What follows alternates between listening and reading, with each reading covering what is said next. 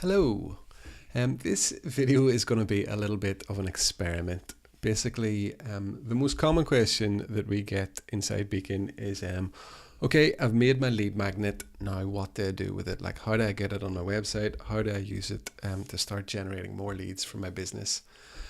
So I was going to write like an article about this, but I just thought, why don't I just show you how we do it for our blog? So at the minute, every time we publish a blog post, we pair it with a lead magnet. Here, I'll just show you actually. So this is a blog post that we published in the middle of November. So it's a standard blog post. It's all about sales funnels and the different stages of sales funnels, and how you can use lead magnets at different stage of the sales funnel. So every now and again throughout the article, you'll see this box with this sort of dotted outline. And this is essentially a call to action for a lead magnet that we've created for this specific blog post. So the call to action says, not sure what lead magnet to use at each stage of the funnel? Well, we made a guide with 42 different lead magnet ideas that you can use today. So the theory is that if someone's reading this article, then we can safely assume that they're interested in sales funnels. So if they're interested in sales funnels, they'll probably be interested in this bonus guide that we made, which is all about how to use lead magnets at different stages of the sales funnel. So that's the theory. Someone's reading the post, this call to action grabs their attention, they click the button, it offers them the guide. This is a preview of what the guide looks like. The person can put in their name, their email address, and then once they click that button, we'll send them a copy of the guide. So they get some great content that helps them with whatever problems they're facing with their business.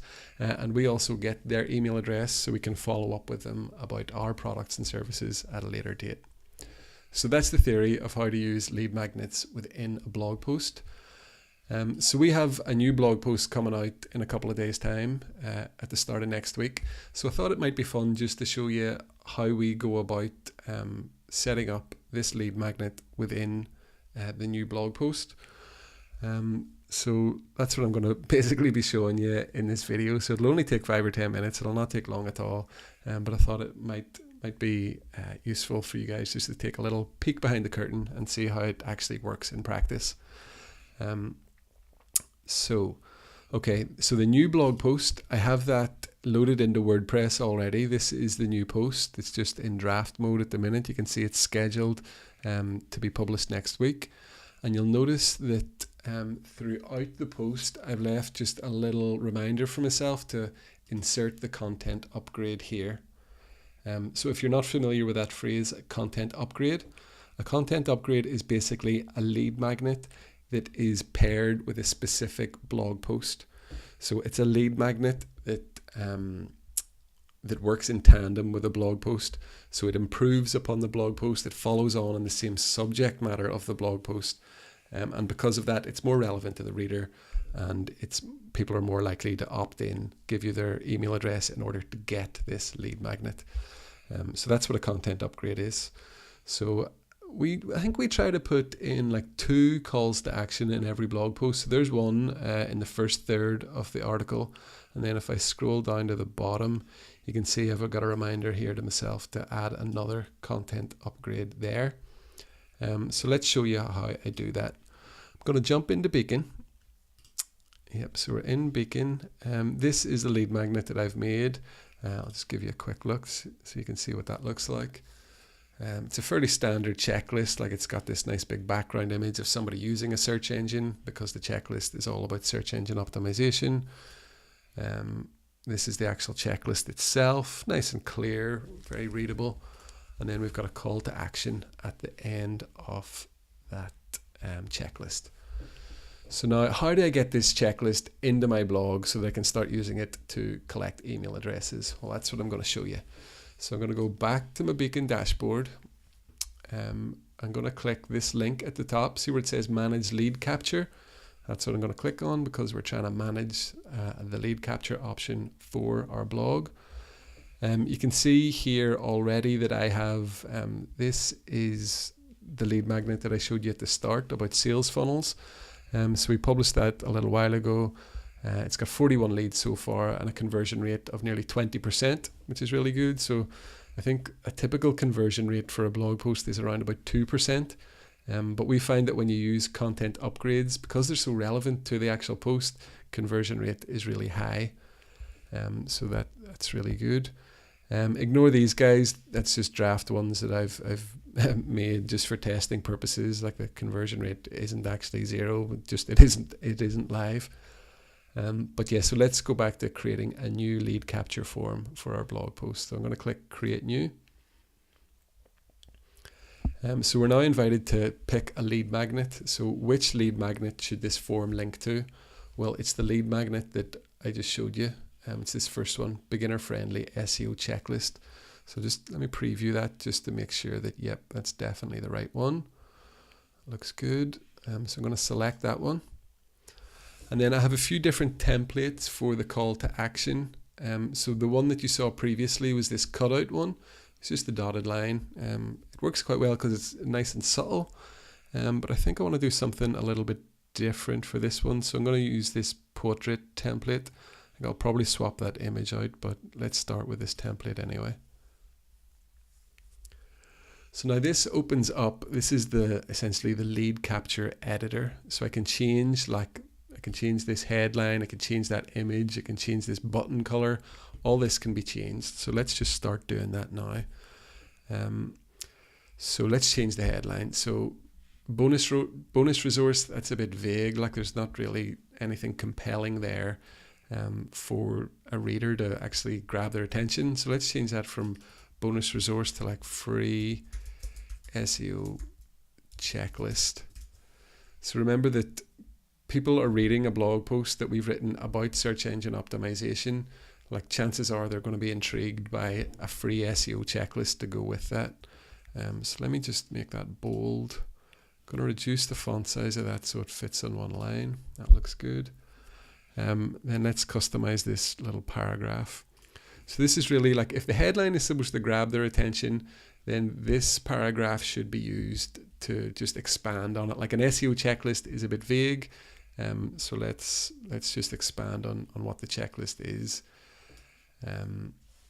So what will I say? I'll say, I think there's 14 items in the checklist. So we'll say 14 practical things that you can implement to improve your own search engine optimization.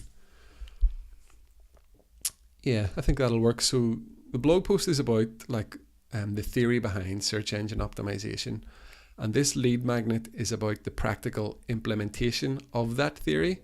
So if someone's learning about search engine optimization and they're browsing through this post and they see this call to action that says, hey, we can help you to implement this theory on your actual website, like they're going to go nuts for that. Like it's a bit of a no-brainer. Like why wouldn't you want that checklist? So I'm happy with the headline. I'm happy with the paragraph. Get the resources a bit vague. Let's customize that text. Not get the resource. We'll say like just something like download now, because then they'll know that like this is something that they can download and take away with them. And I guess the now sort of adds that bit of urgency, so they'll definitely go ahead and click the button. So I'm happy with this side. Like the headline's good, paragraph's good, button is good. This picture, like it's a nice picture, it's fine, but again, it's not really relevant to what we're doing. So what I might do actually is, so I could do a few things. I could just include like, I could just have it plain. So if I remove this image, I could just have like this plain box, which is fine. Or I could include like a thumbnail of what the actual checklist looks like. That's pretty good. Like if you show a thumbnail, then you know it reinforces that the fact that people are getting a resource. Like this is what the resource looks like. It grabs their attention a bit more. And plus this one works because like it's this nice pink color image, like it sort of grabs their attention. So I might just leave it at that, you know. Yeah, so headline is impactful. The paragraph is clear. The button sort of incites action. and then the thumbnail helps to reinforce like what people are getting. So yeah, I like that. So I'm just going to save my progress with that. So yeah, that's the call to action. I'm happy with that. So I'm going to go next. The next step now is to do the pop-up. So when somebody clicks the trigger, when they click the call to action, this is the pop-up that appears. So this one, it looks really similar to the actual call to action. So if I flick between them, like this is the trigger, this is the pop-up. I think that almost looks too similar. Like people will start to think like, is this the same? Like, why did I click on that? Yeah, so let me change this. I'm going to make this a bit more visually impactful. So we've already shown the thumbnail on the call to action. So let me just remove that thumbnail. Again, this is a bit boring, but if we switch to this half layout, I know that I can put in a background image. So let's do that. You know what I'll do? I'm going to use the same image that I used for the cover page, which is this one. Yeah, okay, that's nice. Like that has someone using Google. So like the article's about search engine optimization. The lead magnet's about search engine optimization. So once they click the trigger, this pop-up will be loaded. And again, they'll be reinforced with the belief that this lead magnet can help them to improve their search engine optimization. Cool. So get your bonus resource. Just enter your details in the form below and we'll send you a free bonus resource that goes with this article. Get your bonus resource. Like it's a checklist. This is called a checklist. So get your checklist. And I'll make that bold as well, and I'll reduce the font size a bit, and let's change the color. Remember the lead magnet itself was like a pinky color. Let's do something like that. Get your checklist. Okay, cool, that looks good. Happy with that. Now this paragraph, like this is just vague, like as we said, it's not a bonus resource, it is a checklist. So let's just clarify that. Just enter your details in the form below and we'll send you the checklist. I will say we'll send the checklist straight to your inbox. Cool. Yeah, so again, this message helps to reinforce the fact that like we need their contact information because we need to know where to send the checklist to. So that's one of the objections that you'll hear a lot of the times is like, oh, what? Like, why do I have to give you my email address? Like, just give me the checklist. Like, we need to know where to send it to. Like, that's why we're asking for your contact information. So that's that. We can customize this form. So if you don't want necessarily to get their name and their email address, you don't have to. Well, you need their email address, but you don't need their name. So I could turn that off. So you'll find that like the longer your form is, the more chance there is that people won't fill it out. So like keep your form fields short. I always like to ask for the name and the email address just because it means that we can make emails to them more personal in the future. Like we can use their actual first name. So that's good. This consent text, like I know you've heard a lot about GDPR. Over the past few months, like we're based in Europe, so this is something that we do on all our content upgrade opt-in forms. We specifically ask people for their consent to send them emails. So if you're not based in the EU or if you don't care about this, you can turn that off. We always leave it on though. And then finally, the button, send me the resource. Let's just change that to send me the checklist. And I'm going to change that. Let's change the button to be the same as the headline. So this headline was, what color was that? I'll just copy that code. And the button, scroll down. Yeah, that's nice. That looks good. So I'm happy with that.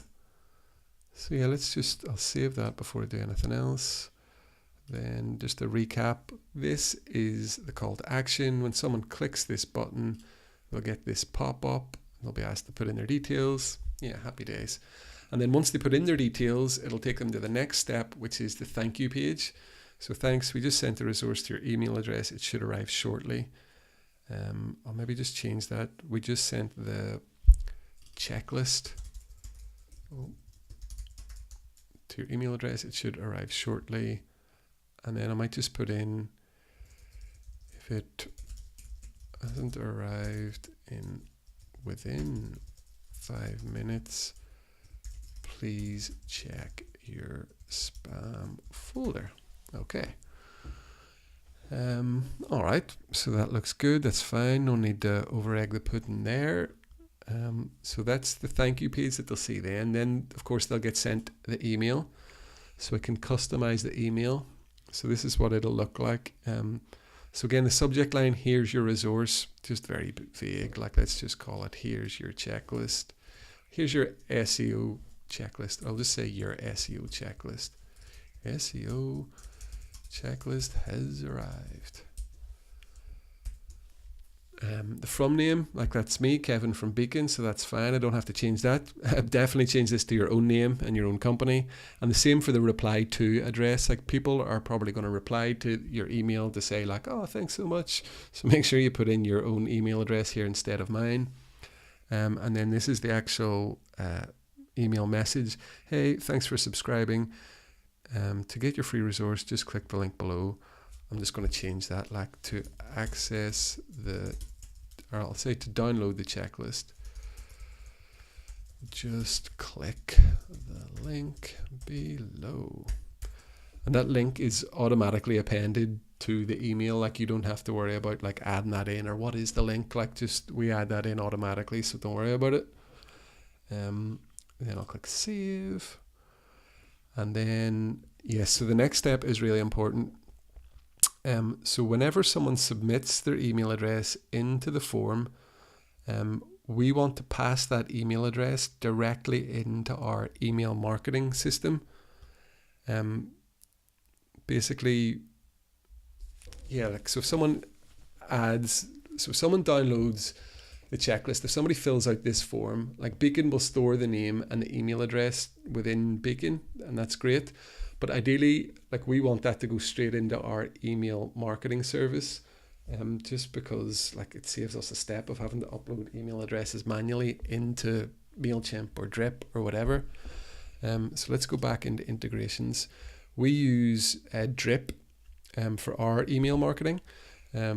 So we've got Drip set up here, and then when someone does enter their email address into this form, it applies this tag to them. So you can see we've got hundreds of tags within Drip, but this is the content upgrade one, which means that they have downloaded one of our content upgrades from our blog. So it's a good way for us to segment our user base based on who is and who is not downloading the content from our blog. So it gives us a better sense of sort of who these people, who our customers are, what they're doing, are they enjoying our content. It just helps to paint that picture a little bit more clearly. If you don't have, like, the first time you use this, you won't have any of this set up. So if you go into providers, you can add in, we're currently integrating with MailChimp and Drip. We don't use MailChimp anymore for our email marketing. We use Drip instead. But they're both set up in there, so I could switch between them. So when you set this up for the first time, just click add a new provider, and then choose which one it is, connect your account. But I don't need to do that because we've done it already. So yeah, things are going to get passed into Drip. That's great. I'll just save that again. And now we're into the publish screen. So this is the final step. So I want to give this this whole opt-in form, like all these 5 steps, trigger, pop-up, thank you page, confirmation email, and the integrations. I'm going to give this a title just so I know when I refer back to it later. And I think this is for the beginners SEO checklist. So I'll save that. And then that's just for my own reference, by the way. Our readers will never see that. So the last thing I have to do then is I just have to copy and paste this code into our website so we can start collecting leads. So let me just highlight this, copy, and then, so that's the lead capture form is set up. I'll just do a quick recap. So the trigger looks like this. Once someone clicks that button, this is the opt-in form. Once they complete the opt-in form, they'll go to this thank you page that tells them to check their email address. Once they check their emails, they get this message. And in the background, while all that's going on, we're passing the email address directly into your email marketing service. So everything happens without you having to do anything. So the last thing that we need to do then is to copy and paste this code into our blog post. So let me go back into WordPress, scroll back to the top of the article. And do you remember how I'd said we've left these wee sort of notes for ourselves to insert content upgrade here? So I'm going to replace that text obviously with the embed code. So I'm currently, you can see here in WordPress, I'm in the visual editor, but in order to do this, I need to switch into the text mode. So do that just by clicking on the tab here. So in WordPress, this is called text mode. If you're using like Squarespace or Wix or anything else, like it could be called the code view or something like that. But basically it's where you can add snippets of code instead of just adding rich text. So you can see here, this is where my insert content upgrade here note is. So I'm just going to delete that, and I'm going to paste in that embed code. And then at the bottom as well, replace that with the embed code. Okay.